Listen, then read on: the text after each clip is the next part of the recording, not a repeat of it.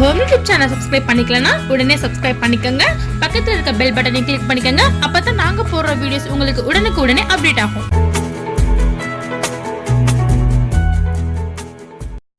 Hi friends, இன்றைக்கி நம்ம என்ன பார்க்க போகிறோம்னா ப்ரெக்னென்சி ஆனவங்களுடைய 10th வீக் பற்றி தான் சொல்ல போகிறேன்.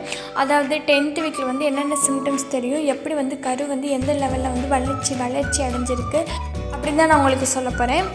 அதாவது உங்களுக்கு 10th வீக்கில் வந்து நிறையாவே வந்து சிம்டம்ஸ் நல்லாவே தெரியும்.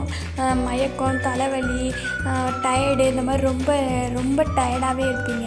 அது ஏன் அப்படின்னு பார்த்தீங்கன்னா கர்ப்ப காலத்தோட ஹார்மோன்களின் சேஞ்சஸ்னால தான் அப்படி உங்களுக்கு வந்து ரொம்ப டயர்டாகவும் மயக்கமும் தலைவலியும் இந்த மாதிரி வந்து உங்களுக்கு வந்து ரொம்ப டயர்டாக கொடுக்குது. அதுக்கப்புறம் பார்த்தீங்கன்னா நீங்கள் வந்து உங்களுக்கு ரொம்ப டயர்டாக இருந்துச்சுன்னா நீங்கள் ஓய்வெடுங்க. உங்களுக்கு எப்பப்போ ஓய்வெடுக்கணும் அப்படின்னு தோணுச்சுன்னா நீங்கள் வந்து அப்போ ஓய்வெடுங்க. நல்லா தூங்குங்க. நீங்கள் தூங்குனீங்கன்னா குழந்தை வந்து நல்லாவே வளரும். உங்களுக்கு தூக்கம் வரப்போ நல்லா தூங்குங்க.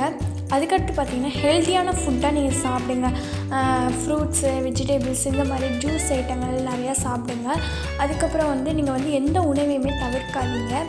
அதுக்கப்புறம் சூட்டு தரக்கூடிய உணவை வந்து நீங்கள் தவிர்த்துக்கிறது ரொம்ப நல்லது. அது ஏன்னா வந்து குழந்தைய வந்து பாதிக்கும். இந்த மாதத்தில் நீங்கள் வந்து சூட்டு தரக்கூடிய பொருள்லாம் உணவுகள்லாம் நீங்கள் சாப்பிடக்கூடாது. அது என்னென்ன அப்படின்னு பார்த்தீங்கன்னா அந்த பப்பாளி, அன்னாசி பழம், இந்த மாதிரி ஐட்டங்கள்லாம் நீங்கள் வந்து தவிர்த்துக்கிறது ரொம்ப நல்லது. அதுக்கப்புறம் பார்த்திங்கன்னா இந்த 10th வீக்கில் வந்து குழந்தையோட அந்த குறுக்கெலும்பு, எலும்பு, இந்த மாதிரி எலும்பெல்லாம் வந்து ஒரு எலும்பு மண்டலம் வந்து வளர்ந்துக்கிட்டு இருக்கும். அதுக்கப்புறம் வந்து குழந்தையோட இனப்பெருக்க உறுப்புகளும் வளர்ந்துக்கிட்டு இருக்கும். அதுக்கப்புறம் பார்த்திங்கன்னா கண்ணோட மேலிமை, கீழிமை இதெல்லாம் வந்து உருவாக வந்து ஆரம்பிச்சிருக்கும்.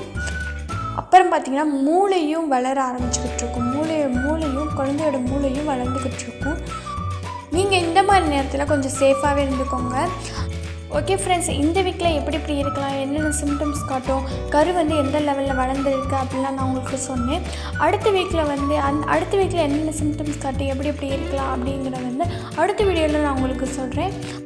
ஓகே ஃப்ரெண்ட்ஸ், உங்களுக்கு இந்த டிப்ஸ் ரொம்பவே யூஸ்ஃபுல்லாக இருக்கும். தேங்க்யூ.